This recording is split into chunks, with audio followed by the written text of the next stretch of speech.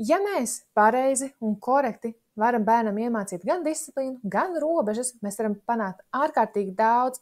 Mēs varam panākt to, ka bērns ir patstāvīgāks, ka viņš ir paklausīgāks. Un šeit ir viena būtiska lieta par šo vārdu paklausīgs. Nereti ir vecāki un pedagogi, kuriem ļoti nepatīk šis vārds paklausīgs, jo redz, tagad mēs runāsim par to, kad mēs gribam panākt, lai bērns dara visu, ko mēs vēlamies, un kur tad būs bērna brīvā daba un izvēle. Paklausīgs ir tāds bērns, ko mēs tiešām vēlamies, bet mēs nevēlamies pakļāvīgu bērnu.